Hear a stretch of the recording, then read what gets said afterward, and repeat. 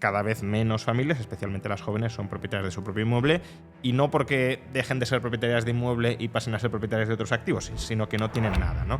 El objetivo fundamental de una sociedad de propietarios es que seamos conscientes de que hay pocas cosas que nos hacen más libres que una propiedad. Si quieres ser más independiente, con un patrimonio lo eres. Si tú al final prácticamente da igual lo que trabajes, da igual lo que contribuyas, al final sabes que vas a tener pues una jubilación más o menos estándar, eso también frena mucho y a la gente le desincentiva de, oye, pues procurarse, el decir, oye, voy a invertir, voy a buscar las maneras de hacer cosas, voy a cotizar más, porque al final tampoco me va a repercutir, ¿no? ¿Dónde vivo? ¿Cómo es mi casa? ¿Cómo deja de ser? ¿A qué edad me jubilo? ¿Con cuánto me jubilo? ¿A qué colegio van mis hijos? ¿En qué hospital me trato? Etcétera. Que dependa del dictat de la mayoría, pues me coloca o me convierte en una posición absolutamente subordinada, como un engranaje más dentro de una maquinaria que no controlo, ¿no? Pero y si ahora al final todos nosotros, digamos que esa cantidad que pagamos en impuestos, pues la tuviéramos que gestionar, pues mucha gente acabaría en serios problemas porque a lo mejor no saben gestionarlo. Y eso tiene que ver con la responsabilidad y, por supuesto, también tiene que ver con el conocimiento, con la educación y con la disciplina. Cuando no tienes nada es muy fácil decir, hombre, pues lo mío es lo de todos y lo de todos es mío y ya está. Sin embargo, evidentemente, cuando te afecta a ti de una manera mucho más directa, pues tomas las decisiones de manera distinta. Hola a todos, bienvenidos a una nueva tertulia dentro del canal de YouTube. Normalmente las tertulias las hacemos online, desde casa, pero hoy estrenamos nuevo formato de tertulias en directo. Lo hacemos además gracias, luego hablaremos de ello, al método Rico. Y vamos a tratar en esta tertulia sobre un asunto que creo que es un asunto no estrictamente de actualidad, pero siempre está de actualidad. Y me refiero al concepto de sociedad de propietarios. Un tipo de sociedad donde las clases medias están patrimonializadas y que, por desgracia, no coincide con el tipo de sociedad que tenemos en la mayor parte de Occidente. Y vamos a hablar sobre la sociedad de propietarios, porque, como digo, si bien es un asunto atemporal, recurrentemente salen noticias que nos recuerdan que ojalá viviéramos en una sociedad de propietarios. Y para charlar sobre esto hemos traído, por un lado, al autor de un informe que escribió sobre la sociedad de propietarios el Instituto Juan de Mariana hace ya algunos meses. Me refiero al periodista económico y también lo encontraréis en su podcast Economía para quedarse sin amigos, Domingo Soriano. ¿Qué tal? Bienvenido. Hola, ¿qué tal, Juan Ramón? Y por supuesto también hemos traído, como ya os he indicado, esta tertulia pues ha estado impulsada por el método Rico, pues hemos traído a su CEO, Richard Gracia. ¿Qué tal? Bienvenido. Hola, muy buenas, encantado de estar aquí de nuevo. Richard es CEO, como os decía, del método Rico, que es una academia online desde la que podéis conseguir una especie de tutoría o de tutela o de mentoría digital para ir orientándonos en la construcción de un patrimonio personal y en la educación financiera, que está muy relacionado con el asunto del que vamos a hablar hoy. Es más o menos... Exactamente, al final es eso. Nosotros lo que estamos tratando es de llevar la educación financiera a todo el mundo y hacerlo de una manera muy guiada, porque como sabemos, invertir es algo que para mucha gente da miedo, da respeto. Falta mucha cultura financiera, aquí especialmente en España. Entonces, pues estamos intentando llevarle de la mano, como es esa especie de mentorización para que la gente pues, pueda iniciarse. Guiada y personalizada, porque además cada persona es un mundo de cara a... Totalmente, al final no es nada estándar, porque como todos sabemos, todos tenemos diferentes objetivos, diferentes situaciones, incluso diferentes aversiones al riesgo. Y bueno, pues nosotros tratamos de que cada persona acabe un poco creando su propia cartera en función de todos esos objetivos y criterios. Pues hoy también vamos a hablar... Saldrán naturalmente a lo largo de la conversación de educación financiera, pero como digo, el tema que nos ocupa, el tema central que nos ocupa es la sociedad de propietarios. Y vamos a empezar pues definiendo estrictamente qué es este concepto de sociedad de propietarios. Y le voy a ceder la palabra a Domingo como autor de este informe del Instituto Juan de Mariana para que nos explique en qué piensa el Instituto Juan de Mariana, en qué piensa él cuando se refieren a una sociedad de propietarios. Sí, bueno, lo primero tengo que empezar diciendo que este informe es una, no sé si decir, actualización o puesta al día de un informe previo del año 2006 en el que tú colaboraste. Raquel Merino, María Blanco, Juan Ramón Rayo y Maite Juárez y Juan Rospadilla como como supervisores, ¿no? del informe. Y quiero decir esto porque a los que nos estén viendo y le interese mínimamente el tema, les animo fervientemente a que lean aquel informe original. Yo he dicho en alguna ocasión que yo hice este segundo informe cuando me lo propusieron, me hizo mucha ilusión, casi como excusa para ver si conseguía que más gente leyera aquel informe inicial que hicisteis, que no solo me gustó mucho, sino que a mí me cambió la vida en estos temas de finanzas personales. Y lo digo así, eso sé que suena como una frase hecha, pero no es verdad. Yo he dejado de mirar mis ahorros, mi patrimonio, mis inversiones, mi construcción. Es que, bueno, directamente antes yo creo que no lo miraba hasta que leí, digamos, desde que leí ese informe en 2006-2007 empezó a cambiar mi perspectiva. Y un poco la idea yo creo que del Instituto Juan de Mariana en aquel momento, ese año 2006-2007, y tratamos de ponerlo un poco al día, pues hablando desde nuevos productos que ahora hay a disposición del público y que entonces no estaban, y también pues ajustando, por ejemplo, las cifras de lo que ahora se necesita para vivir o no, de las pensiones, ese tipo de cosas. Yo creo que la idea es una sociedad de personas libres y responsables, que son autónomas y que pueden organizar su vida de manera independiente, ¿no?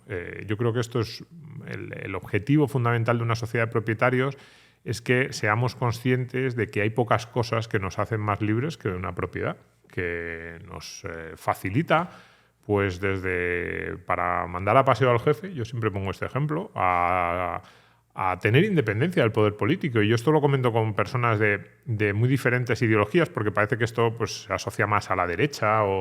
Y yo digo pues, a las personas de izquierdas que dicen, es que fíjate lo que hizo el Partido Popular cuando estuvo en el poder. Y yo digo, pues si quieres ser más independiente de un posible antes Mariano Rajoy y ahora Alberto Núñez Feijóo, con un patrimonio lo eres. Si te dan miedo lo que pueda hacer ahora Trump y Musk, con un patrimonio puedes defenderte mucho mejor que sin ese patrimonio. Si no te gusta lo que hace Ayuso en la Comunidad de Madrid, puedes. Y efectivamente, y eso mismo podríamos decir pues, a las personas de derechas con Pedro Sánchez o con cualquier otro gobernante, ¿no? Entonces, pero no solo en política, ¿no? Por eso pongo el ejemplo del jefe, ¿no?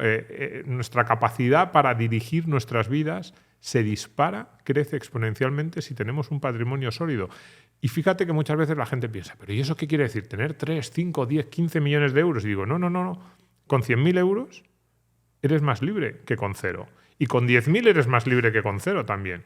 Es que odio a mi jefe. Pues si odias a tu jefe y tienes 0 euros en la cuenta del banco, tienes muy pocas posibilidades. Es que necesitas a tu jefe porque es el que te da de comer cada mes. Si tienes 50.000 euros, dices, no, pero no puedo dejar de trabajar el resto de mi vida. Bueno, pero a lo mejor a ese jefe al que odias le puedes decir, voy a buscar otro trabajo porque a ti sí no te necesito y tengo unos meses en los que puedo sobrevivir, puedo tomar esa decisión desde luego con mucha más libertad que si tienes cero. Pues un poco alrededor de esta idea, ¿no?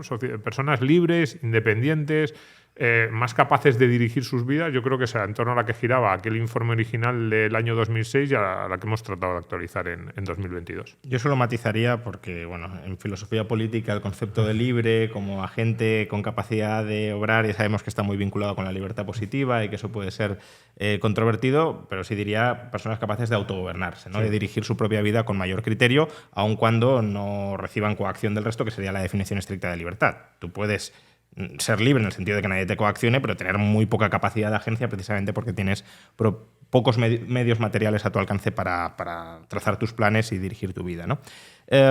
Richard, si la sociedad de propietarios sería esto, una sociedad donde el conjunto de los individuos tienen patrimonios más o menos abundantes y por tanto disfrutan de un grado de independencia financiera frente a la política, frente a sus jefes, frente al resto de la economía, frente a eventos inesperados, que pueden también, aunque no sea por una cuestión de independencia, sino que pueden programar su vida con cierta previsibilidad, ¿cómo se contrapondría esa sociedad de propietarios un tanto idealizada que tenemos como objetivo, que consideramos, creo que todos aquí, que sería deseable, con la sociedad en la que actualmente vivimos? Es decir, ¿hoy vivimos en una sociedad de propietarios o no?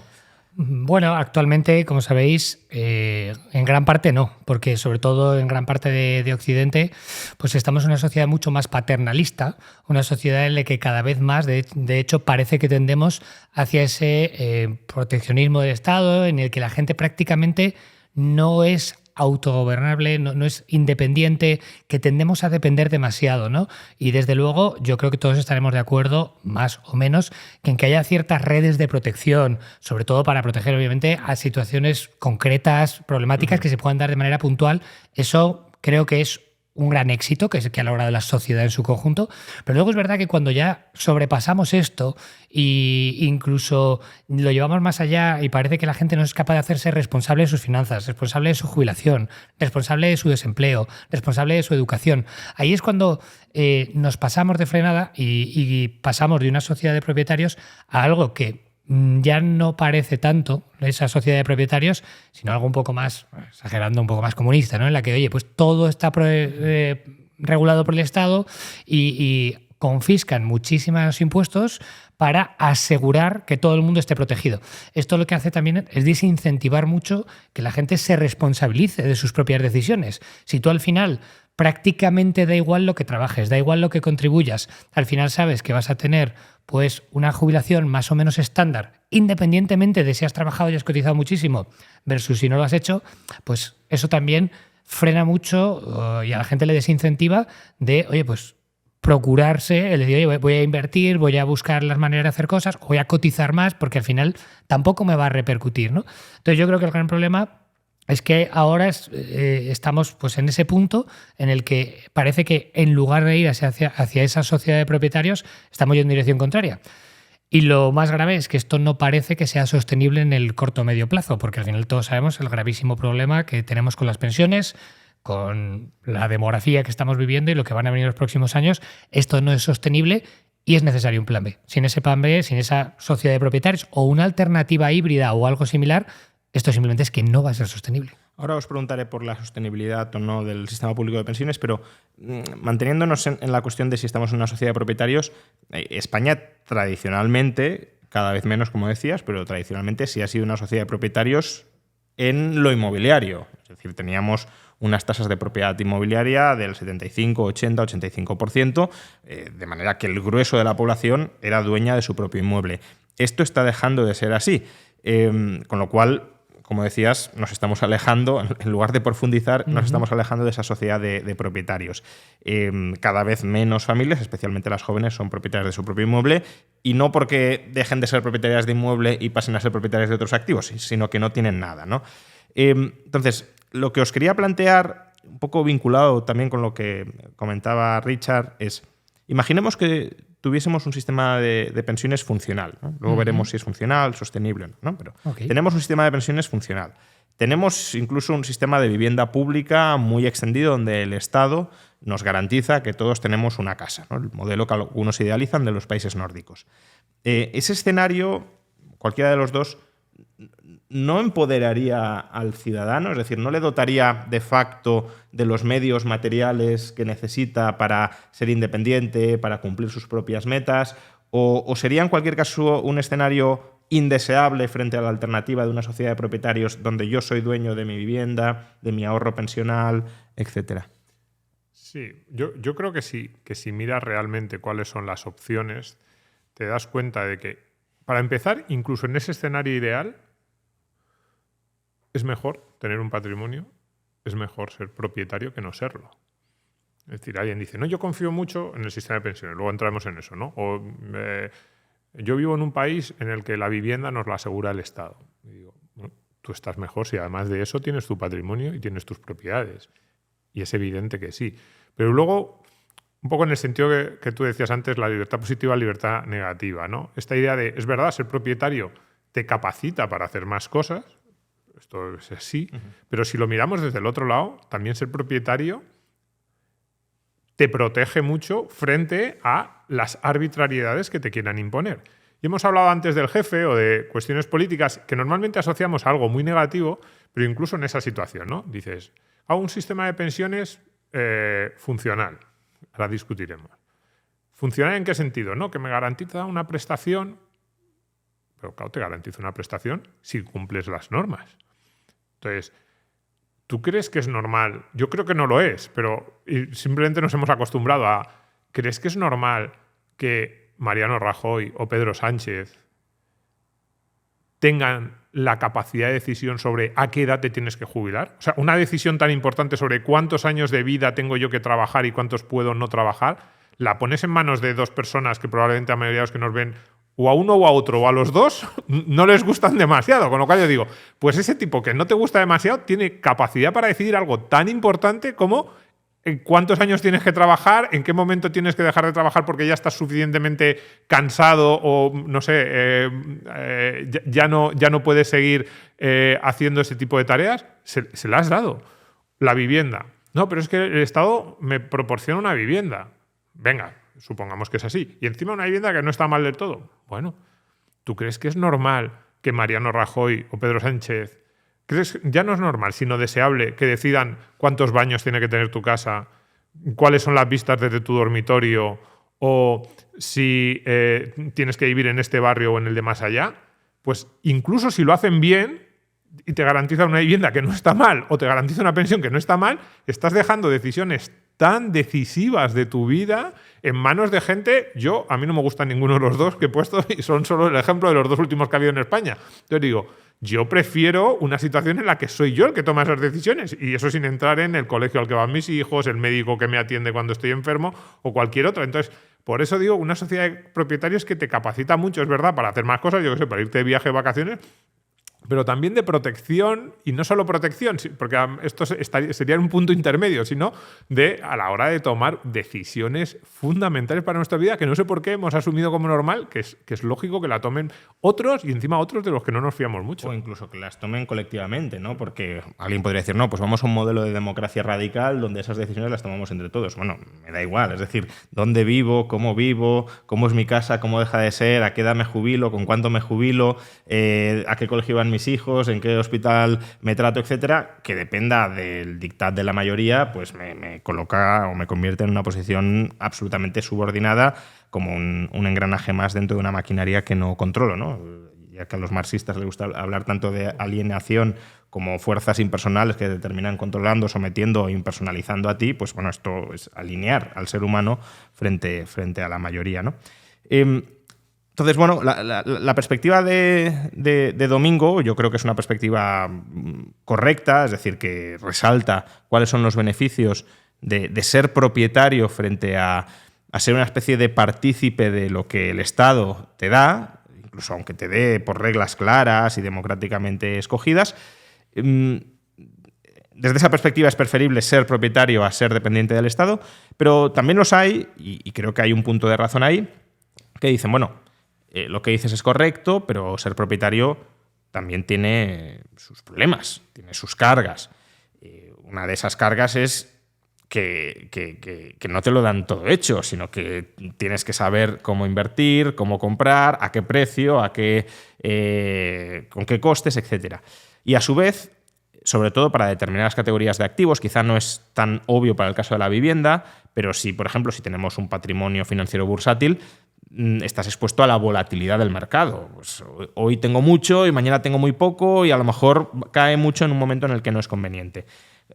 Frente al sistema público de pensiones o a un sistema de vivienda pública donde todo eso está garantizado y todos los riesgos están socializados. Está garantizado supuestamente, ¿no? Luego vamos al escenario en el que no lo está, en el que el sistema no es sostenible, pero imaginemos que lo fuera, ¿no? Que podría serlo. ¿No sería eso una ventaja o qué herramientas podemos tener desde el lado de las finanzas personales para protegernos frente a esa volatilidad, frente a ese comprar demasiado caro, frente a comprar cosas malas y, por tanto, tomar malas decisiones económicas?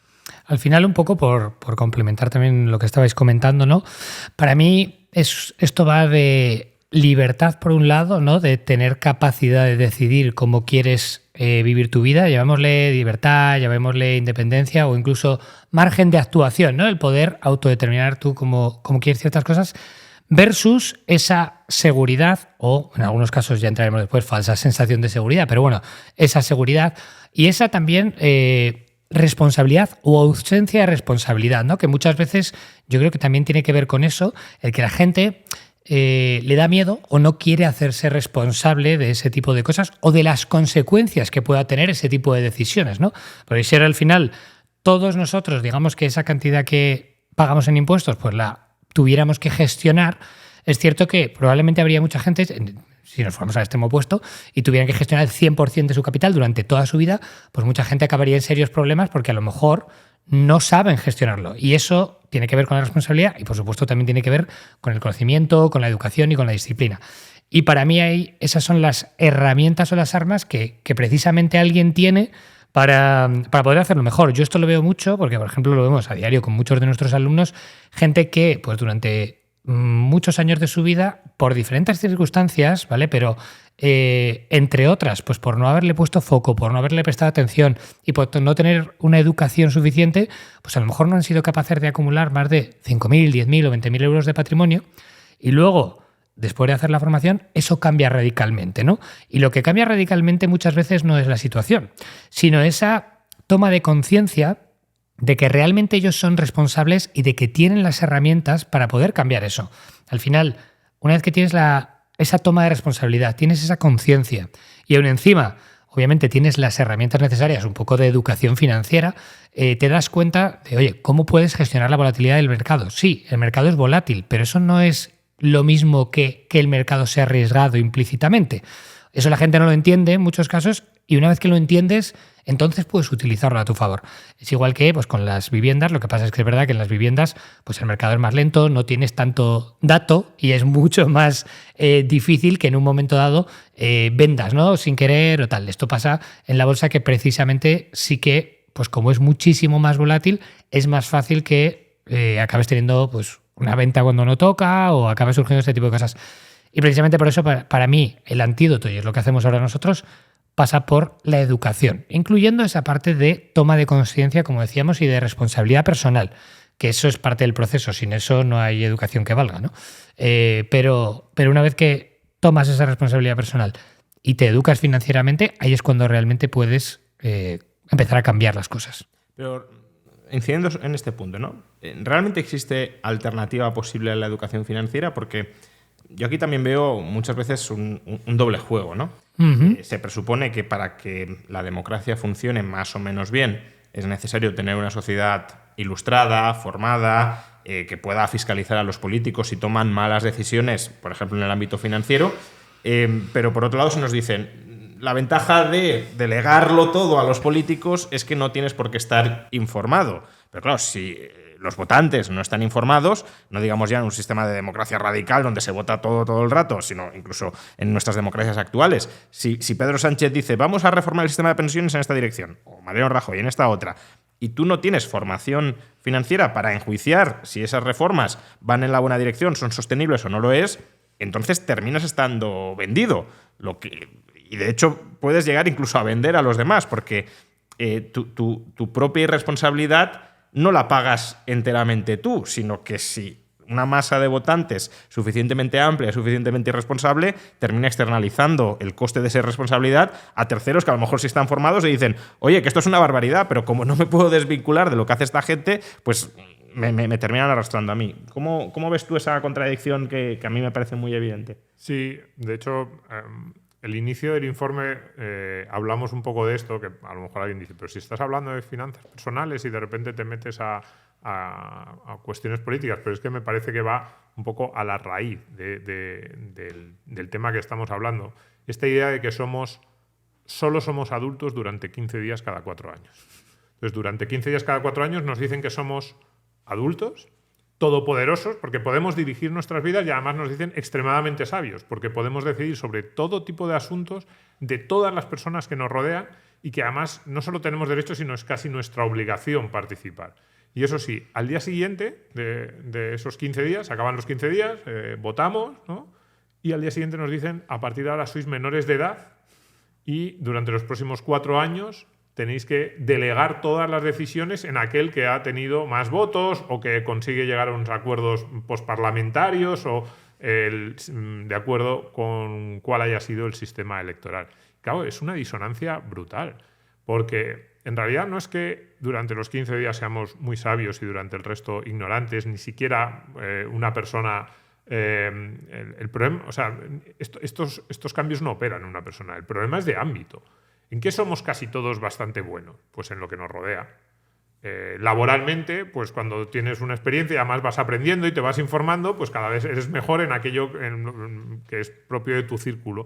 Y en nuestra vida personal, pues en nuestra familia, en saber qué es lo que nos conviene, cuáles son nuestros planes de futuro, cuál es nuestra vida más plena, que de eso va también una sociedad de propietarios, no solo de independencia y libertad, que también, sino también de lograr planes vitales. Es una de esas expresiones que yo creo que en el primer informe comentabais y hemos rescatado en este, ¿no? Esa idea de conseguir lograr alcanzar nuestros planes vitales, no tanto la felicidad o no, que también podríamos pensar, sino esa idea de, oye, tengo unos objetivos y trato de alcanzarlos, ¿no? Pues en el ámbito nuestro cercano sabemos mucho más que los que nos rodean. Esta idea, muchas veces vemos a personas que a lo mejor pensamos podrían estar equivocándose, pero tampoco conoces todas sus circunstancias, pues ya imaginémonos a nivel político, ¿no? Que Pedro Sánchez o Mariano Rajoy conozcan todas nuestras circunstancias. Pues también hay una sociedad de propietarios, nos ayuda mucho la idea del patrimonio y de la propiedad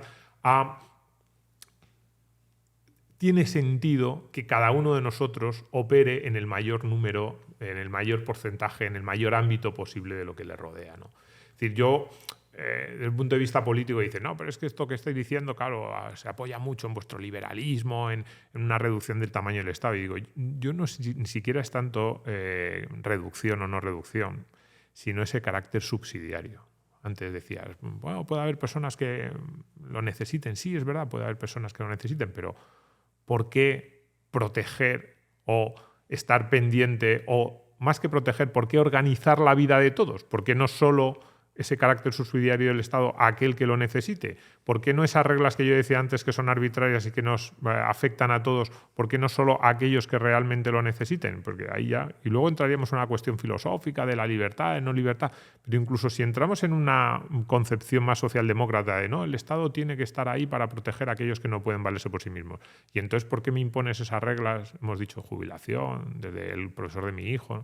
A todos, ¿no? Pues también un poco va por ahí la idea de tengamos un patrimonio, tengamos una propiedad para organizarnos nosotros mismos y para que ese conocimiento disperso, que es inevitable que no podemos saber de todo, pero de aquello que más sabemos, que es de lo que nos rodea, que lo podamos aplicar nosotros de primera mano, no que tengamos que estar pendientes de quién va a organizar mi vida, que no lo sabe, y encima la va a organizar de forma uniforme, porque otra característica del Estado tiene dos características. Uno, que digamos, que está muy alejado en la toma de decisiones, pero encima que luego esa toma de decisiones la hace de forma uniforme a personas que tienen circunstancias completamente diferentes.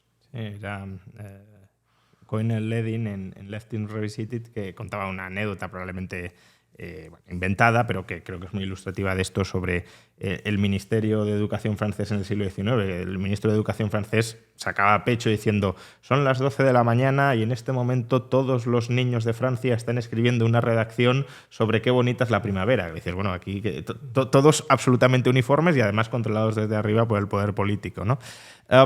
Pero también vinculado con esto, porque Domingo decía, bueno, una sociedad de propietarios hasta cierto punto es neutral ideológicamente, no tiene por qué estar vinculada a una ideología concreta como es el liberalismo. Sin embargo, y aquí me gustaría saber la opinión de los dos, ¿no? No sé hasta qué punto es así. Es decir, obviamente una sociedad de propietarios es compatible con una socialdemocracia, yo de esto no tengo mucha duda, pero el tipo de incentivos que se generarían y de enfoques ideológicos que se abrirían si tuviéramos una sociedad de propietarios frente a si no la tenemos, creo que sí es muy distinto. Ahora mismo, tú lo comentabas antes, Richard, no existe ningún incentivo a gestionar responsablemente tus finanzas porque te las gestiona otro. Entonces, ¿para qué vas a aprender sobre finanzas si tu voto es uno más entre millones y no va a ser determinante, y si además es ese otro el que se arroga la capacidad de marcarte a qué edad te jubilas, en qué términos, etcétera? Por el contrario, una sociedad donde todos los individuos sean propietarios, pues es una sociedad donde el juego de incentivos cambia, porque el poder político que diga, oye, voy a subir mucho los impuestos, digan, cuidado, que subir los impuestos es subírmelos también a mí. No, pero se los voy a subir a las empresas.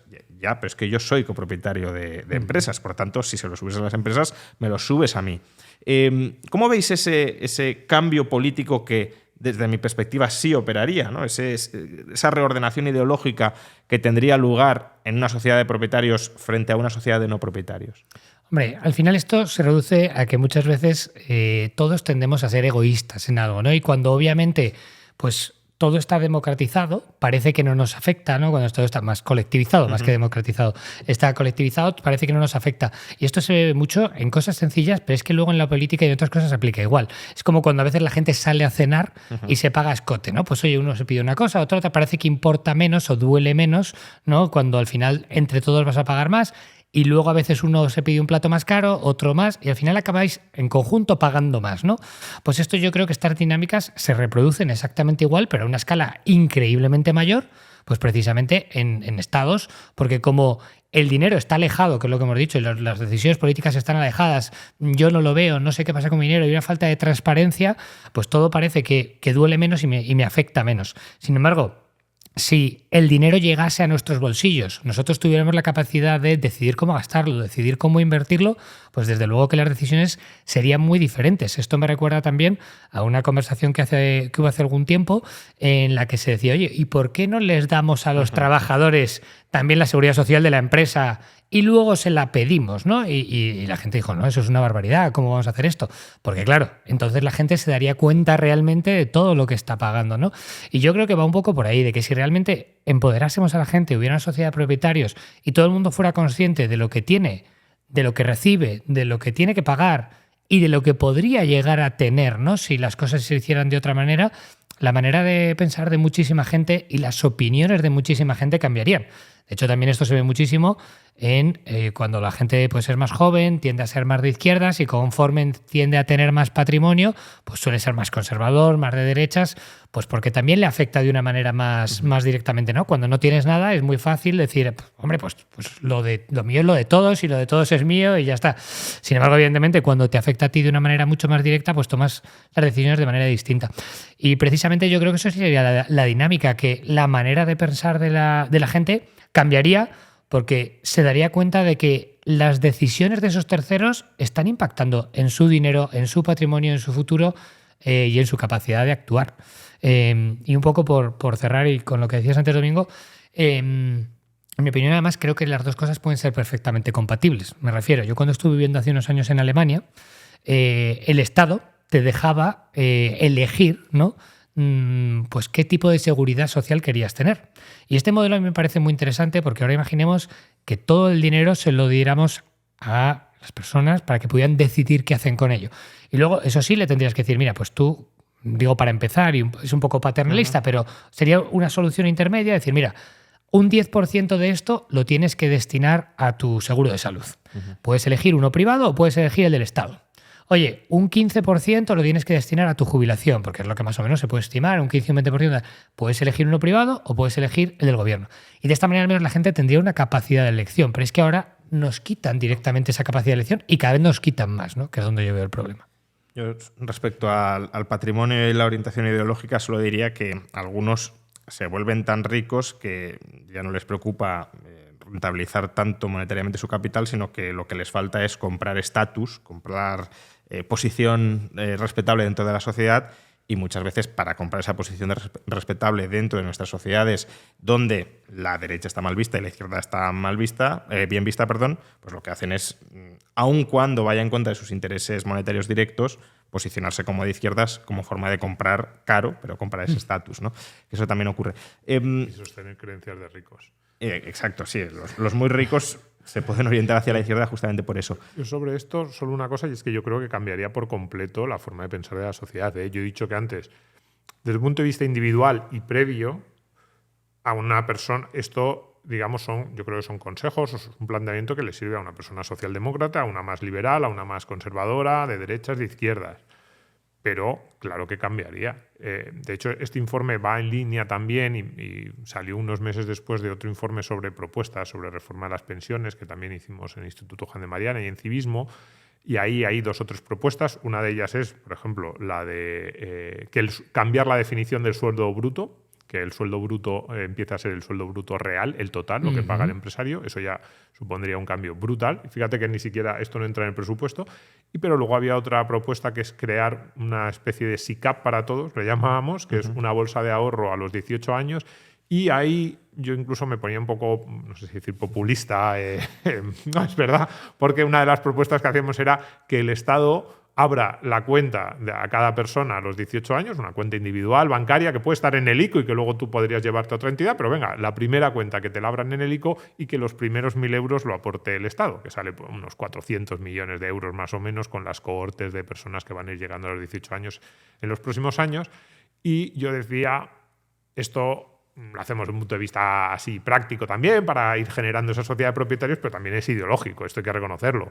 Tú le creas a la gente una cuenta de ahorro a los 18 años, le metes ahí 1.000 euros y le dices que, no sé, que intente meter 15, 20, 25, lo que puedas cuando eres joven, y dentro de 10 años ponte a preguntarles... 15, 20, 25 al mes, ¿no? Para Sí, 15, 20, 25 al mes. Sí. Y digo, porque son personas muy jóvenes que dicen, no tengo capacidad de ahorro, hombre, eso sí, 20, 25 podría hacerlo, ¿no? Digo, me pongo en el caso como más personas que tienen un poquito más dificultades. Y te digo, dentro de 10 años vete a verles, les pones eso en un fondo índice al SP500 o al MSCI World. Y dentro de 10 años te vas a verles y pregúntales qué es lo que piensan del mundo, de la ideología, de si eso es suyo o no es suyo, de si el Estado tiene que intervenir más. Y yo creo que, claro, que por supuesto que habría un cambio radical también en cómo verían la intervención del Estado, el gasto público, los impuestos y todo lo que les afecta. Es decir, aunque previamente esto les sirve al socialdemócrata y al liberal, por supuesto que una sociedad de propietarios mina claramente las ideologías más intervencionistas y más de izquierda, y por eso no les gusta y por eso tratan de socavarlo desde el inicio. Lo que está pasando con la vivienda en España ahora no es casualidad. Ellos quieren que no haya una sociedad de propietarios, quieren que vivamos esto de no tendrás nadie será feliz, de alquiler social, alquiler protegido por el Estado, porque eso te pone en sus manos. Es clarísimo. Es que además los incentivos de una sociedad de no propietarios, allí donde el único activo, digámoslo así, que tiene una persona es lo que espera recibir del Estado, pues obviamente si yo no tengo nada y lo que puedo conseguir es porque el Estado me da, pues aunque pudiese tener de entrada unos valores opuestos a eso, por mero instinto de supervivencia, tendería a favorecer pues, que el Estado dé más, porque la única forma de mejorar mi vida es a través de que el Estado me dé más. Obviamente, claro, si el Estado da más es porque quita más a algunos. Y a lo mejor al que primero le ha quitado y le ha colocado en una situación de dependencia es a ti. Pero entonces hay que atacar un poco la raíz, ¿no? Dicho esto, antes habéis mencionado reiteradamente que bueno, este modelo redistributivo, en concreto el del sistema de pensiones, que no es sostenible. O sea, yo no creo que sea inherentemente insostenible, se podría volver sostenible, pero es verdad que la situación del sistema de pensiones actualmente existente en España y durante las próximas décadas pues presenta retos de sostenibilidad muy graves y de los que además mucha gente no es consciente, con lo cual todavía es peor, porque te meten en un esquema y te engañan, te meten dentro. No va a ser sostenible y te dicen que lo es para que no tengas margen de reacción.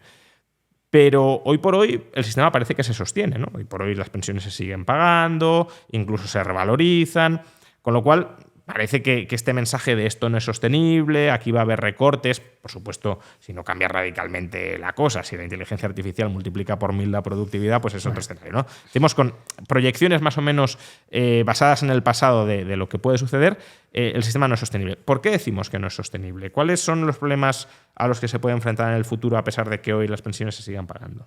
Bueno, al final es el cómo está definido a día de hoy el modelo. A día de hoy tenemos un modelo de reparto en el que al final la gente de hoy, los trabajadores de hoy, están pagando las pensiones de los mayores, de los jubilados, de los pensionistas que tenemos hoy en día. Esto ha funcionado muy bien y ha funcionado fenomenal siempre y cuando pues, la población joven y la población activa era mucho mayor que la población pensionista.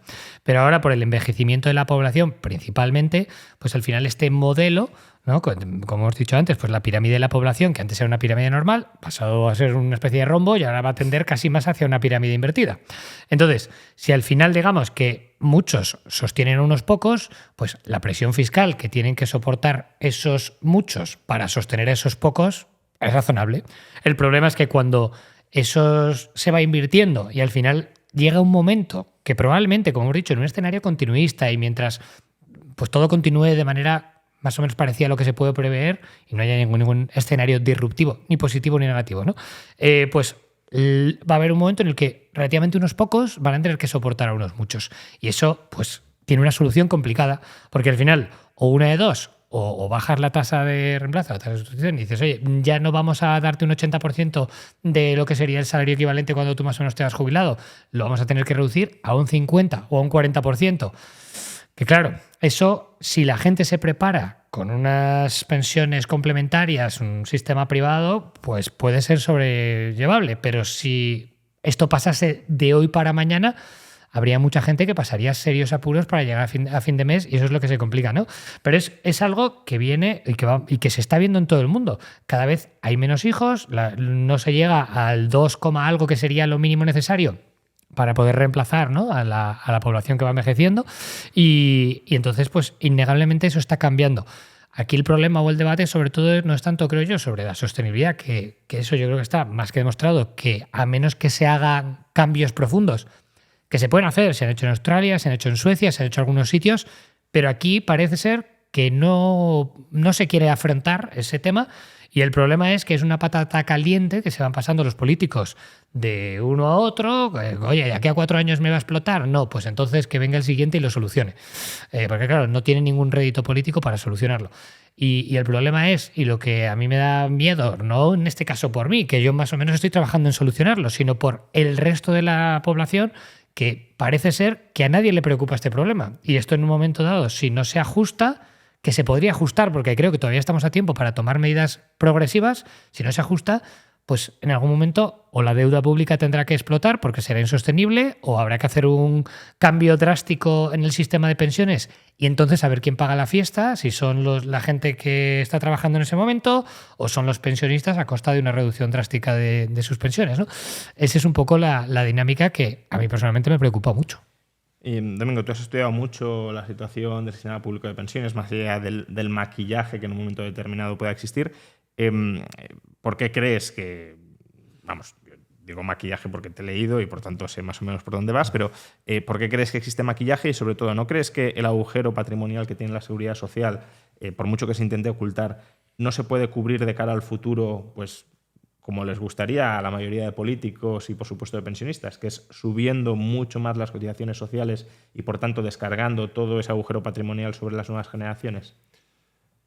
No, aquí hay un problema de definición. O sea, cuando yo hablo de maquillaje, es verdad, o de que nos ocultan, es que en realidad yo digo siempre que las pensiones podrían mañana doblarse. Simplemente el Estado tendría que dejar de gastar en todo lo demás. Yo creo que el punto de arranque, que yo no estoy muy de acuerdo, es la separación entre seguridad social y Estado. Yo creo que hay una caja única, pero caja única real del Estado y unos impuestos.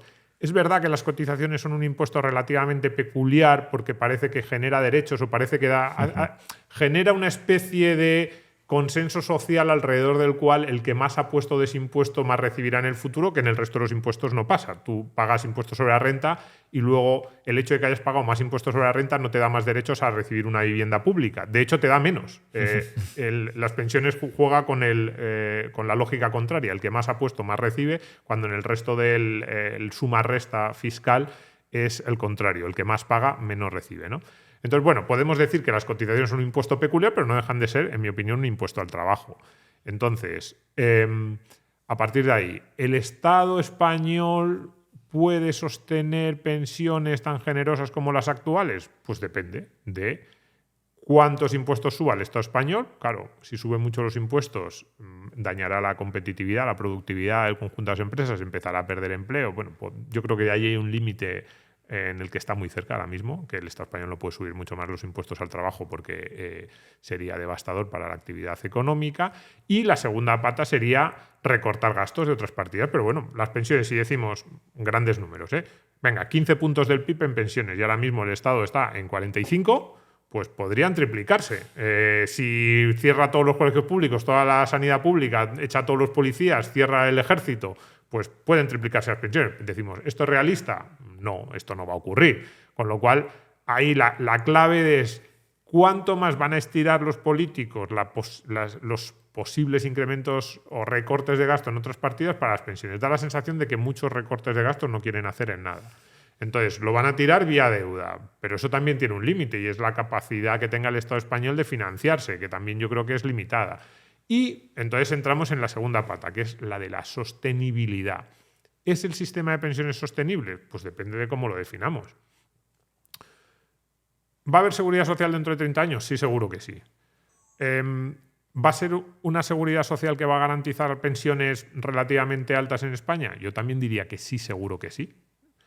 Ahora, ¿van a ser esas pensiones igual de generosas? Pues probablemente no. Y entonces entramos en las reglas, ¿no? O sea, si queréis, yo sé que esto, sobre todo a los que lo escucho por primera vez, empiezan a decir, pero entonces, ¿cómo que es sostenible?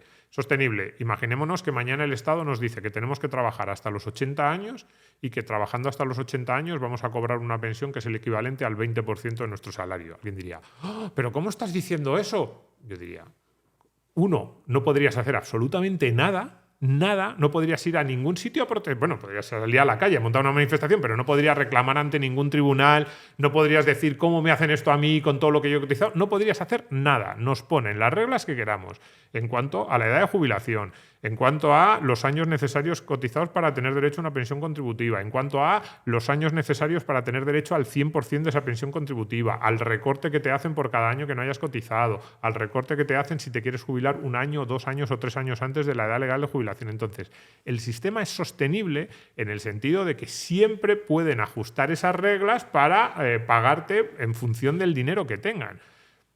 De hecho, yo siempre digo que el sistema podría ser sostenible en sí mismo. Podrían decir, por ejemplo, pues vamos a cobrar estas cotizaciones sociales, lo que sea, el 25% del salario real que yo decía antes, que es más o menos lo que hacen ahora, del salario real, recuerdo, no del bruto que nos dicen, sino del real. Y decir, pues cada año cogemos la bolsa de dinero que se haya generado con esas pensiones contributivas, dividimos entre el número de pensionistas y pagamos la mensualidad que toque. Para mí es la única forma de hacer un sistema de reparto realmente sostenible, sería con unas reglas más o menos así fijas. Entonces los pensionistas cobrarían pues en función de la situación del mercado laboral, de si hay más gente trabajando o menos gente trabajando, de si esos que están trabajando tienen sueldos más altos o más bajos, pues sus cotizaciones serían altas o más bajas, y el sistema sería sostenible, cuidado, pagando pensiones muchísimo más bajas que las actuales. Entonces, por eso la cuestión de la sostenibilidad o de si el sistema va a poder aguantar. Claro que va a poder aguantar con 2 grandes preguntas, y es ¿cuánto ¿cuánto nos van a subir los impuestos, incluidas las cotizaciones? ¿Cuánto van a recortar de las otras partidas? Y cuidado, porque hay 2 de esas partidas, que son esto que llaman dependencia y los gastos relacionados con sanidad, que se van a disparar al mismo ritmo que las pensiones. Y, en tercer lugar, cómo van a ir modificando las reglas de acceso a la jubilación, que es como han hecho sostenible el sistema actualmente. Es decir, el sistema no era sostenible, porque ahora la gente dirá, oye, que mi padre sigue cobrando una pensión y en los 90 decís que el sistema era insostenible. Es como, el sistema es insostenible también en las últimas 3 décadas. En las últimas 3 décadas, ¿qué es lo que han hecho? Endurecer una barbaridad los requisitos de acceso a una jubilación.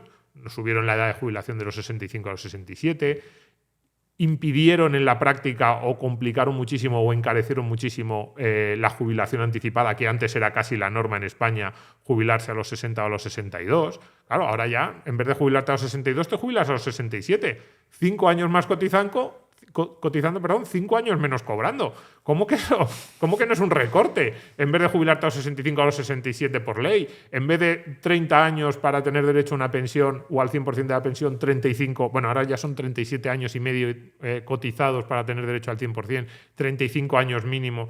Es decir, te van endureciendo muchísimo las reglas de acceso a la pensión y te dicen, no, el sistema es sostenible. Tú imagínate un seguro privado, que te dijera a los 60 años, oye, que es que llevas 30 años poniendo dinero aquí, pero ahora te había dicho que ya más o menos te ibas a poder jubilar, pero no, ahora tienes que seguir 7 años más cotizando para que te asegure lo que te había dicho antes que te iba a pagar a los 60. Dirías, pero bueno, esto es un timo. No, pero que lo que te voy a dar a los 67 no está mal, que es una mensualidad razonable. Y dirías, bueno, bien, por lo menos no es una miseria. Pero es un timo, lo que me has hecho es una estafa. Pues eso es lo que hace el sistema público. Lo que básicamente está diciendo Domingo es que, bueno, a lo mejor el sistema se vuelve sostenible con mayores impuestos y con menores gastos, dejando de lado también la posibilidad de menor pensión, ¿no? Pero aún manteniendo las condiciones de acceso a la jubilación, o más impuesto o menores gastos. Y claro, parecería que, bueno, pues entonces no hay problema de planificación financiera futura, pero más impuestos y menores gastos también es muchos otros objetivos vitales que no vamos a poder atender, ¿no? Porque si recortan el gasto en sanidad, por ejemplo, vale, tengo una pensión, pero la asistencia sanitaria no la tengo cubierta, no la tengo adecuadamente cubierta. O si recortan el gasto en dependencia y no tengo de quién depender, mi entorno familiar, por lo que sea, pues claro, sí, tendré una pensión a lo mejor más alta que si me la recortaran, pero necesitaré contratar a alguien para que me cuide, ¿no? Entonces, ahí también el patrimonio personal actúa como un colchón indispensable. Y si no lo tenemos, estamos vendidos. Totalmente. Al final, volviendo un poco a lo que mencionábamos al principio, ¿no? Es verdad que lo de sostenible o no sostenible depende cómo lo definamos, ¿no? Bueno, oye, que el sistema no implosione, eso, claro, sí, en Cuba también no han implosionado, ya llevan un montón de años, ¿no? Pero quiero decir, de ahí a que sea un sistema en el que, oye, todos estemos pues más o menos felices y tengamos esa capacidad de decidir sobre nuestro futuro, es muy diferente.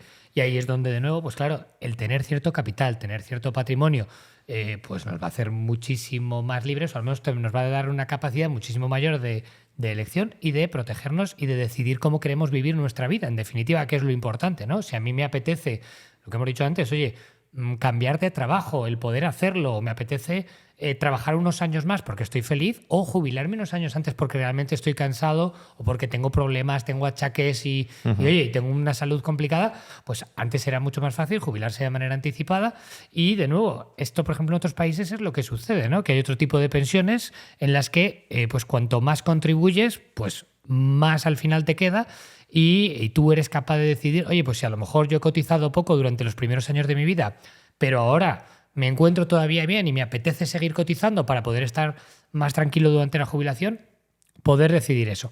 La única manera que tenemos nosotros a día de hoy de compensar esto es patrimonializándonos y construyendo nuestro propio capital, ya sea en bolsa, sea con bienes y raíces o con cualquier otra, pero que nos permita luego poder decidir un poco más, oye, qué quiero hacer, cómo quiero vivir mi vida y qué decisiones quiero tomar. Y por eso yo lo veo tan fundamental, porque es que por mucho que nos guste o no, a día de hoy la situación que estamos viviendo es la que hay y cambiar este tipo de cosas es muy difícil porque hay una resistencia brutal a nivel social, ¿no? Pues por lo que decimos, porque no hay interés ni a nivel político, no hay un interés para cambiar esto. Y en muchos casos tampoco a nivel de sociedad, porque es mucho, o sea, hacer este cambio de mentalidad requiere pues, de mucha, yo creo, de educación e información, no educación ya formal, sino de, oye, hacerse unas preguntas que muchas veces son incómodas, unos planteamientos, y esto no es fácil. Entonces, para el resto de la gente que sí se va dando cuenta de esto, yo creo que a día de hoy la única solución que tenemos es precisamente eso, el tener nuestro propio patrimonio. Sí, porque además aquí hay una cuestión muy importante y es también cuáles son nuestras expectativas. Y esto ya no solo es en términos de valores absolutos de cuál va a ser mi pensión o si mi pensión va a bajar o no va a bajar. Que esto podríamos discutir si van a bajar o no, si es solo en términos relativos, en esa tasa de sustitución, que parece, esto hasta el ministro Escrivá en algún momento insinuaba que es inevitable que vaya bajando. No, es, digo, lo que esperamos. Esto, a ver, esto son cuestiones, son matemáticas, esto ya ni siquiera es ideología. Si tú te gastas 10 puntos del PIB en pensiones y un 5% de la población cobra pensiones, pues a cada uno de ellos le toca tal porcentaje del PIB. Esto es así. Entonces tú ahora dices, no, me voy a gastar más en pensiones, porque ahora es verdad que está creciendo y da la sensación de que nos vamos a ir a, no sé, 16, 18, 20 puntos del PIB de gasto en pensiones. Claro, pero si tú tienes un 20 o un 25% de la población que es pensionista, el porcentaje del PIB que les toca a cada uno de ellos es más bajo. Entonces, esto, primera idea, ¿no? No es solo una cuestión de valores absolutos, sino qué porcentaje del PIB se va a llevar cada pensionista. Y esto es porcentaje del PIB que nos gastamos en pensiones y no va a ir más allá de 16, 18, 20 puntos porque es imposible presupuestariamente frente al número de pensionistas. Y eso va en relación, por ejemplo, con lo que decías tú antes de la inteligencia artificial o si se dispara la productividad. Imaginémonos el mejor de los mundos posibles para ese futuro de las pensiones, esa sostenibilidad, que es que se dispara la productividad. Tampoco hay muchas pistas de que esto vaya a ocurrir en España porque llevamos 30 años con la productividad estancada, pero vamos a ponernos en el mejor de los escenarios optimistas, se dispara la productividad.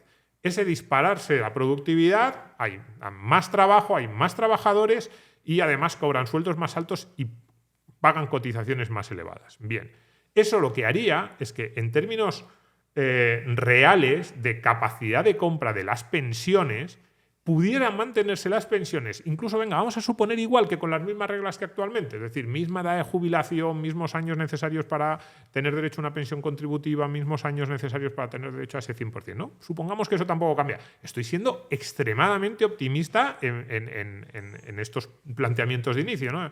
En estas premisas. Pues bien, incluso así, en términos de ¿a cuánto equivale la pensión respecto al conjunto de la riqueza, de la renta nacional de cada año?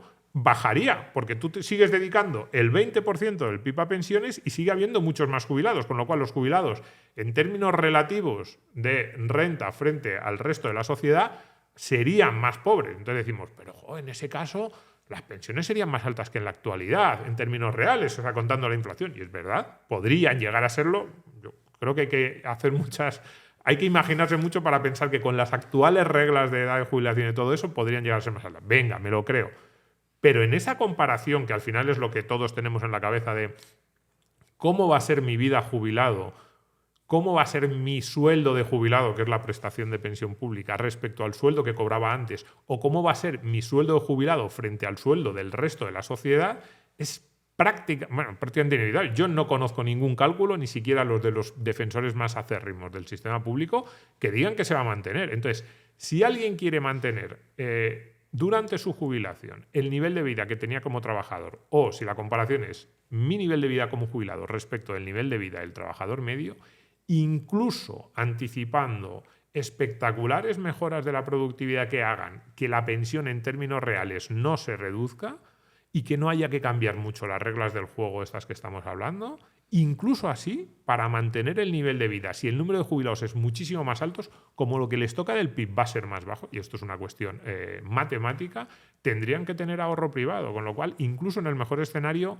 de verdad, es bueno que construyas un patrimonio, es bueno que construyas tu propiedad, y es bueno que eso te va a suponer una protección. Y ya no digo, o sea, en este mejor escenario es para mantener el nivel de vida, que alguien dirá, bueno, pues qué lujo. No, es que si encima las cosas van a mal, como yo pienso que pueden fallar algunas de las premisas de, oye, es que no subimos tanto en productividad, oye, es que el empleo no mejora tanto, oye, es que el nivel de renta en absoluto en España no mejora tanto, es que encima la situación sí que sería dramática. Richard comentaba antes que este sistema, que no parece que sea el ideal, es decir, una sociedad donde no somos propietarios de nuestro patrimonio para la jubilación, sino que lo que recibimos son dádivas arbitrarias, más o menos arbitrarias del Estado, que éste puede modificar unilateralmente sin ningún tipo de consecuencia. No es un sistema ideal, pero es difícil que vaya a cambiar. Tú lo decías desde un punto de vista de resistencia social, y concuerdo, no hay una demanda social para tratar de impulsar un cambio radical en el sistema. Pero imaginemos que sí hubiese un llamamiento, un deseo social generalizado de cambiar el sistema. Uh-huh. Aún así, es complicado cambiar el sistema por una cuestión técnica, ¿no? Es decir, digamos, crear el sistema, que el Estado nos meta de cabeza en el sistema, es relativamente sencillo. Ahora, sacarnos una vez nos ha metido es muy complicado. ¿Lo veis así o creéis que una transición desde un sistema público de pensiones a un sistema privado, individual, de capitalización sería factible? Yo creo que sería factible, habría que ver hasta qué punto queremos hacerlo 100% privado, esto ya sí que es un tema más ideológico. Claro. Yo personalmente creo que lo ideal sería un sistema híbrido que sí que siguiera teniendo unos mínimos, ¿no?, de protección y sobre todo que la progresión fuera suficientemente paulatina como para que ningún grupo social concreto tuviera que soportar toda la carga, ¿no? Uh-huh. Creo que al final habría que ir haciendo una transición. Imaginemos, ¿no?, cómo se podría hacer esto. Decimos, oye, mira, pues para que una persona realmente pueda jubilarse de manera solvente y tranquila, pues seguramente tendría que invertir mínimo pues un 10 e idealmente un 15, un 20% de sus ingresos durante toda su vida, ¿no? Pues a lo mejor podemos empezar de manera paulatina y decir, oye, vamos a obligar a todo el mundo, digo obligar porque al principio creo que es la única manera de que esto pudiera llegar a funcionar, decir, oye, vais a empezar a tener un 1% de vuestros ingresos, lo vais a tener que meter en un fondo de jubilación privado, ¿no?, de alguna manera, y que ese 1% se vaya incrementando anualmente durante los próximos 20 años, hasta llegar hasta ese ideal 20%.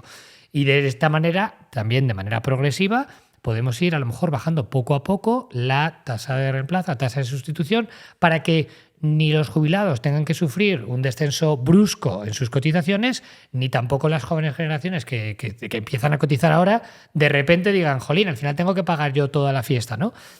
Esto, por supuesto, además habría que complementarlo pues, con cambios fiscales, con educación financiera y con pues, bueno, unos sistemas que permitan que la gente vaya transicionando en esa dirección.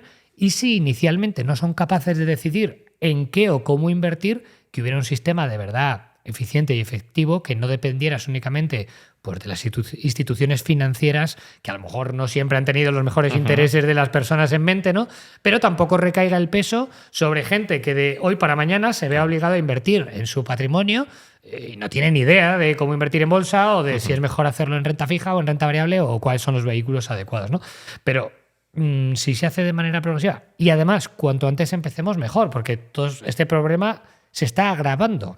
Lo que hay que hacer es empezar cuanto antes, hacerlo de manera paulatina y pues yo creo que incluso con un gran pacto, ¿no? De Estado, de oye, esto es una cosa que de verdad vamos a tener que atajar y que da igual si sean de derechas o de izquierdas, el problema solo va a ir a peor, pues solucionémoslo con una serie de medidas que sean efectivas y que vayan a atajar esto.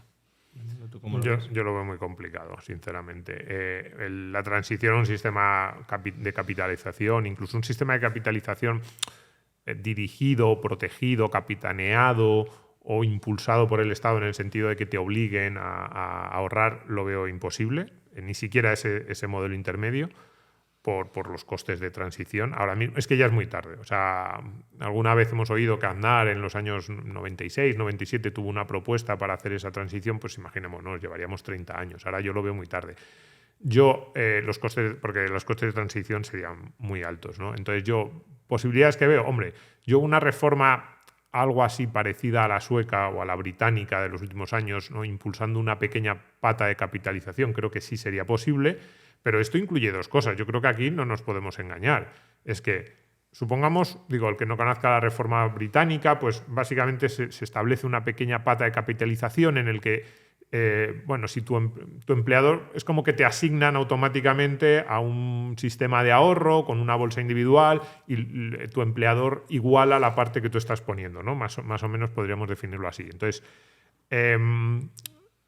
esto cuesta. Es decir, esto haría que el salario neto se redujera. Si dicen, oye, pues el 4% de tu sueldo, pues un 4% que cobraríamos menos y un 4% más de coste laboral que tendría nuestro empleador si todo lo demás lo dejamos igual. Entonces, ¿por qué digo esto? Porque iniciar incluso una pequeña bolsa de capitalización tiene un coste. Entonces decimos, oye, vamos a hacer que todos los trabajadores, el 5%, por ejemplo, de su salario vaya a una bolsa de capitalización individual, impulsada por el Estado. Vale. Es algo parecido a los planes de empleo que planteó Escrivá, que es la mejor de las ideas que ha tenido este gobierno, aunque luego a ver cómo lo desarrolla. Bueno, digamos el mejor titular, porque luego el desarrollo práctico no les está saliendo muy bien y yo creo que no lo tenían tan claro. Venga, un 5%. Venga. ¿De dónde sale ese 5%? O es o más costes laborales, o menos salario neto, o si decimos vamos a recortar otras partidas del presupuesto, que evidentemente sería mi solución y que yo creo que esa sería la parte más realista. Yo creo que sí que se puede recortar presupuesto en España sin demasiados problemas. Y cuidado, pero eso sí, de nuevo, un poco hacia las personas que nos estén viendo. Ese 5% no sale de coches oficiales ni de hacer los despachos más pequeños en los ministerios, que sí, que serán muy grandes los despachos y hay muchos coches oficiales. Pero ese 5%, no es 5% del PIB, es 5% de cotización extra para pagar ese ahorro individual, si sale de recortes de gasto público, y van a ser recortes de miles de millones de euros muy sustanciales, que bueno, habría que ver, oye, ¿cuánto es esto? Bueno, pues si decimos, bueno, en vez del 5, el 4. Y si sale de recortes, decimos, no, pues eso que vaya a menores cotizaciones, pues o agravas el déficit de la seguridad social, que al final es deuda que asume el Estado, ya digo que a mí no me parece, o se supondría recortes importantes en las prestaciones. Entonces, a mí es el modelo que me parece más factible. Yo el modelo que me parece más factible mirarnos sería el sueco de comienzos de los 90, ¿no? Que es cuentas nocionales, que para el que no lo sepa es algo así como que tú recibes una vez jubilado lo mismo que has cotizado, con lo cual no existen una edad de jubilación, sino que a partir de los 60 años te dicen, tú te puedes jubilar cuando quieras, de los 60 a los 75. Claro, si te jubilas a los 75, has cotizado 15 años más y vas a cobrar 15 años menos, con lo cual tu pensión mensual es enorme. Si te jubilas a los 60, como te quedan muchísimos años de vida esperada por delante y encima has cotizado poco, pero a lo mejor solo has cotizado de los 30 a los 60, la mensualidad es muy pequeña. Pero digamos que el Estado hace una cuenta neutra. Lo mismo que tú hayas aportado de los 30 a los 60 es lo que se te devuelve. Y eso unido, porque también los suecos lo hicieron, a una pequeña pata de capitalización que puede ser creciente en el tiempo. Pero esto es una reforma que reconozcamos que es muy modesta en lo que es el cambio de los fundamentos del sistema. Y en segundo lugar, lo que digo, tiene un coste. Lo primero que hay que decir es ¿de dónde sale esa pequeña pata de capitalización? Sean 2, 3, 4 o 5 puntos del salario. De menos gasto en otras partidas del presupuesto, de más costes laborales para el empleador o de menos salario neto para el empleado o de una mezcla de los tres, que al final yo creo que es más o menos lo que están haciendo los británicos. Si esto es así, si es complicado porque hay resistencia social, no hay demanda social y además, bueno, técnicamente tampoco es fácil, se puede hacer pero no es fácil. ¿Qué consejo o qué perspectiva le daríais a la gente, ¿no? Porque a veces yo creo que nos paralizamos pensando en que si la solución no es colectiva, si la solución no es para todos y a la vez, pues que no podemos hacer nada. Pero hay veces que hay que buscar esa solución desde nuestro ámbito individual. Bueno, esto es un desastre, esto no funciona y no va a cambiar, pero eso no significa que me tengan que arrastrar a mí y que se me tengan que llevar por delante. Es decir, cabe la posibilidad, como hemos venido hablando, de, vale, está el sistema público de pensiones por ahí, eso va a seguir su dinámica, pero yo voy a intentar capitalizarme a mí mismo. Eso es posible. Totalmente. Al final, un poco lo que decía Domingo, ¿no? ¿De dónde salen esos puntos?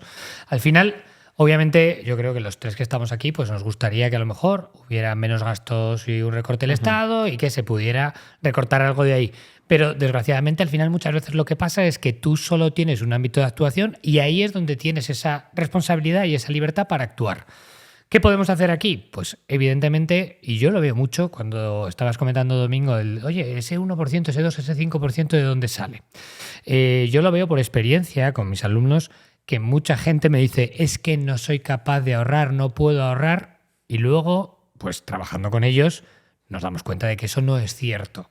Obviamente, desde su perspectiva inicial, desde su punto de partida, para ellos era su realidad, pero no es la realidad, ¿vale? La mayoría de la gente, incluso gente que cobra muy poco, tendría una capacidad de ahorro, pongamos, del 5% que decías antes, esos 5 puntos.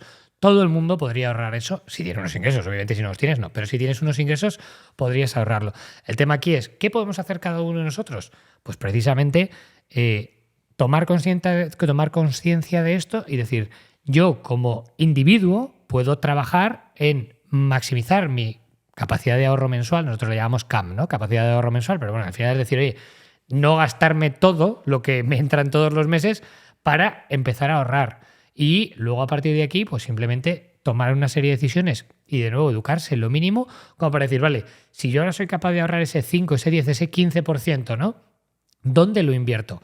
Y es que además, si lo inviertes de manera medianamente inteligente a largo plazo, lo que hemos dicho muchas veces, no hace falta ser nada súper sofisticado. Podríamos coger una cartera indexada, que hoy en día si hay carteras indexadas, algunas de ellos incluso que incorporan hasta oro en una pequeña tal, para estar súper diversificado, MSCI World, lo que tú quieras, vas a poder sacar mínimo, históricamente, un 5, un 6, un 7%.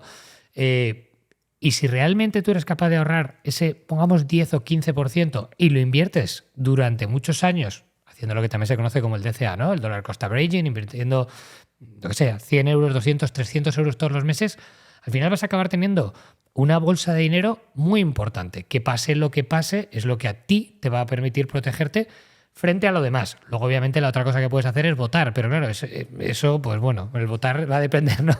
Pero tú lo que sí que puedes hacer sí o sí es coger y decir, oye, pues pase lo que pase independientemente de esto, yo voy a crear mi seguro, mi plan de jubilación privado, para por lo menos estar protegido. Que luego al final se ponen soluciones, pues mejor, estarás doblemente protegido, ¿no? Pero eso es lo único que podemos hacer como personas. Es que eso es muy importante porque yo no hay nada de lo que haya escrito más de pensiones, y no por mí, sino porque, bueno, pues Yo creo que Rayo también lo sabe, que cuando uno publica algo sobre pensiones se ve más. No sé por qué. Hay temas que ahora Milei y durante toda la vida pensiones, ¿verdad? Hay temas que haces un contenido sobre ese tema y tiene muchísimos más lectores, más escuchas, más descargas, lo que sea en el formato en el que estés. Digo que nunca, no he escrito de nada más que de pensiones en mi vida como periodista y sin embargo yo cada vez estoy más un poco en este modo de olvídate del sistema de pensiones. Las reglas ya están más o menos fijadas, sabemos que es sostenible de esa forma que hemos dicho antes, pues bueno, nos irán cambiando las reglas, nos irán haciendo cada vez más complicado entrar en el sistema, nos irán recortando a base de estas trampitas, nos irán subiendo la edad de jubilación, pero eso tú no tienes ninguna capacidad de control. Dices, ¿puedes votar? Sí, vale, pues tienes un voto entre los 30 y tantos millones de votos que hay en España. Esa es tu capacidad de control sobre el sistema público. Me parece que es bastante bajo, incluso ese voto, porque ¿qué partido está ofreciendo una alternativa real al sistema de pensiones? Con lo cual tu voto, si miras realmente, es que no. Entonces digo, vamos a ocuparnos de lo que podemos. Y lo que podemos es, por eso decía al inicio, me hizo tanta ilusión lo de la sociedad de propietarios, ese informe original de 2006, este que hemos tratado de actualizar en 2022-2023, eso sí tenemos capacidad de controlar. Oye, crea tu patrimonio, crea tu propiedad. Oye, y de repente explota la productividad por la IA y nos podemos jubilar todos a los 55 años con 3.000 euros de renta de pensión media. Oye, pues bendito sea el Señor. Muy bien, pues tú, además de esos 3.000, tienes otros 3.000 que te has fabricado tú. ¿Cuál es el problema? A cambio de gastos, que yo ahí estoy muy, muy de acuerdo contigo, que en la mayoría de los casos, cada vez que hablas con una persona que te dice no puedo ahorrar, o es que solo puedo ahorrar esto, y miras un poquito, y digo con una persona, contigo mismo, que dices un día frente al espejo, no puedo ahorrar, y te pones, y salen muchas más cuentas. Y no digo gastos que digas, joder, que estoy empeorando mi vida, no, cosas que no te aportan absolutamente nada. Entonces, vamos a controlar lo que podemos controlar, vamos a construir para nosotros y para nuestros hijos, porque yo en esto cada vez será porque yo soy padre, es verdad, pero construir esa idea de ser más libres, tener un patrimonio, porque, y ahí sí que hay una cosa que no quiero que se me olvide, que es que, porque decías antes, alguien que dependa mucho del Estado y que diga, o alguien que crea mucho en el Estado, perdón, y que diga, a mí me aseguran una pensión, ¿no? Y que haga las cuentas, que en el informe las hacemos, decimos, oye, una pensión pública de 1.600 euros, que es un poquito más que la media de la pensión de jubilación del régimen general, pero bueno, está ahí.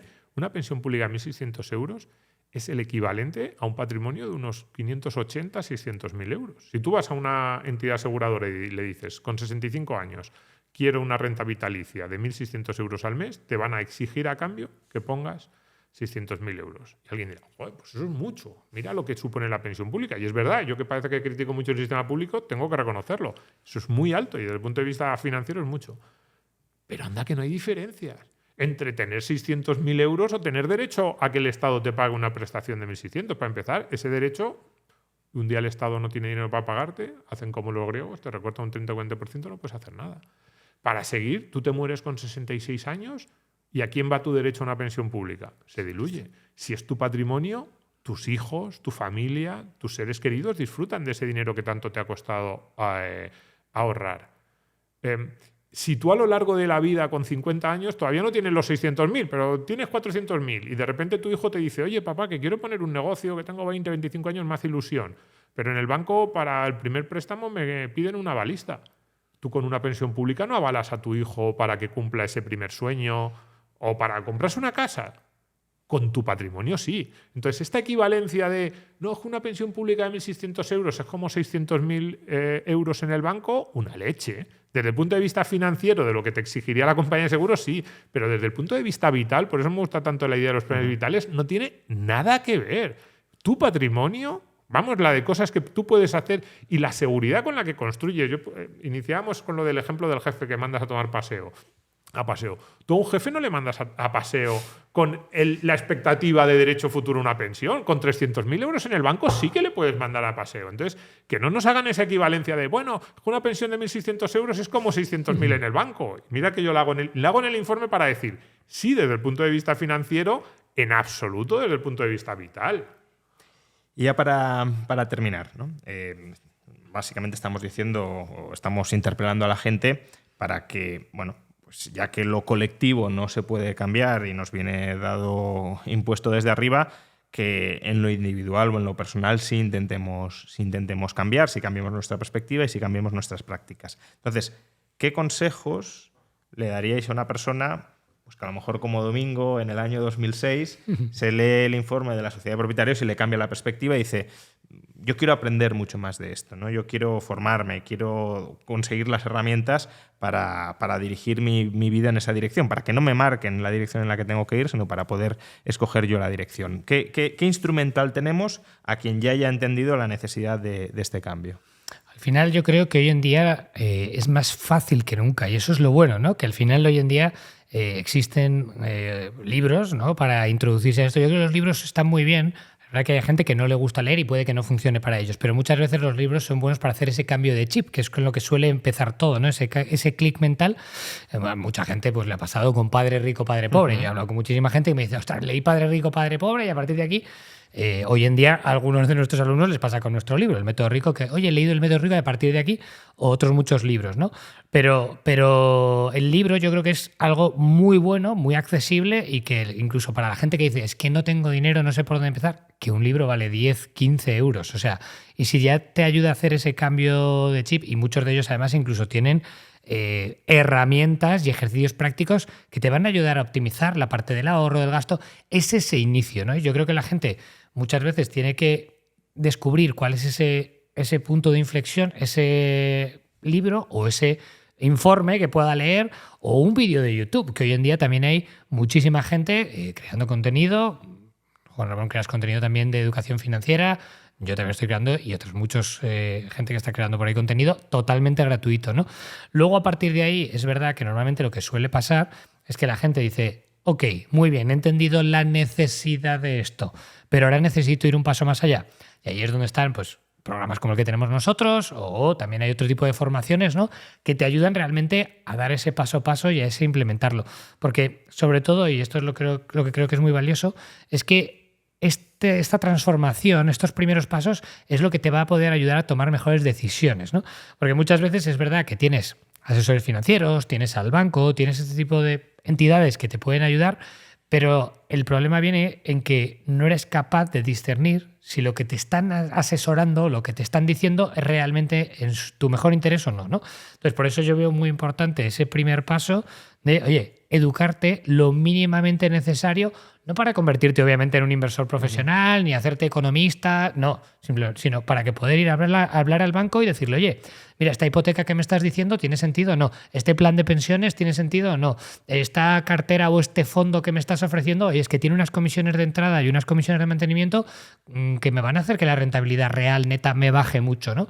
Y ahí pues es lo que suele la gente despertar, por llamarlo de alguna manera, y quiere ir formándose un poco más, y a partir de ahí pues el resto ya cada uno sigue su camino, pero yo veo que ese punto de inflexión inicial es lo que hace que todo cambie. A partir de ahí la gente se empieza a formar, empieza a tomar mucha más responsabilidad y de verdad consigue resultados, que es lo bonito, ¿no? Y ya digo, yo me alegro mucho de poder estar formando parte de este proceso en la medida de lo posible, y que veo que, oye, cada vez más gente está dando ese salto y consiguiendo resultados que para ellos realmente hace muy poco tiempo eran totalmente impensables, ¿no? Y eso me parece espectacular. Sí, a ver, a mí además me parece muy importante esto, y exactamente la imagen que has puesto me parece relevante. Hay mucha gente que dice, yo no sé, o esto es muy complicado, o piensan que tienen que hacer un máster en finanzas. Es como, yo creo que en temas de ahorro y educación financiera en general hay un mínimo, que sin ese mínimo estás perdidísimo, pero que ese mínimo es relativamente sencillo de conseguir. Son unas horas, de verdad.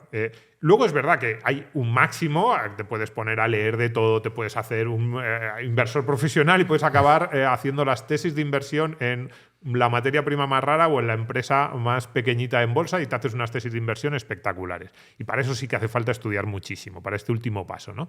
Pero el mínimo, que es muy sencillo, pero sin ese mínimo estás muy perdido, es más sencillo de lo que parece. Entonces, efectivamente, dices, libros. Sí, hay muchos. A mí, por ejemplo, por decir uno que me ha gustado mucho en los últimos años, La psicología del dinero de Morgan Housel, me ha encantado. Por decir uno así que a la gente diga, ay, pues uno pequeñito, fácil de leer, ese me ha encantado. Por citar dos instituciones que están detrás del informe. El informe original era de Juan de Mariana, el segundo informe, el que hemos actualizado hace unos años, era Juan de Mariana y Value School. Value School es una institución espectacular. Las cosas que está haciendo, además casi todo lo que están publicando de forma gratuita, y es muy, muy buena calidad. Y también el Juan de Mariana tiene muchas cosas de ahorro y de inversiones personales espectacular. Por cierto, Value School, no quiero irme sin decir que el segundo informe de la sociedad de propietarios, el que yo hice, en realidad debería haber ido firmado por mí y por Luis Alberto Iglesias, que me echó una mano espectacular. Luigi, todos los que conocen Value School saben quién es, todo lo que sabe, y él tuvo mucha parte en ese informe. Y ahí, pues, dos instituciones que tienen muchísimo contenido muy, muy valioso. Y luego, pues sí, en tercer lugar, los dos informes. Yo lo he dicho y es verdad, lo repito ahora.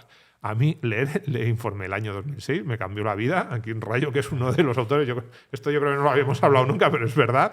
Fue un informe con un enfoque, con una mirada, con esa idea de desdramatizar las finanzas, de decir esto es más fácil de lo que parece, pero al mismo tiempo que es más fácil de lo que parece, es muchísimo más importante de lo que crees.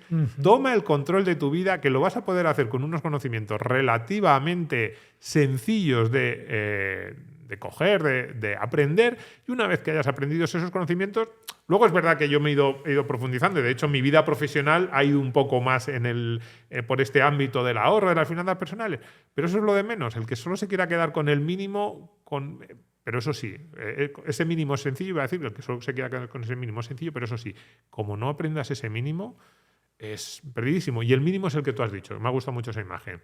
Poder ir al banco, poder sentarte de una oferta en Internet, poder ver un anuncio sobre un tipo de activo y decir, este activo me conviene o no me conviene, entiendo lo que me están diciendo.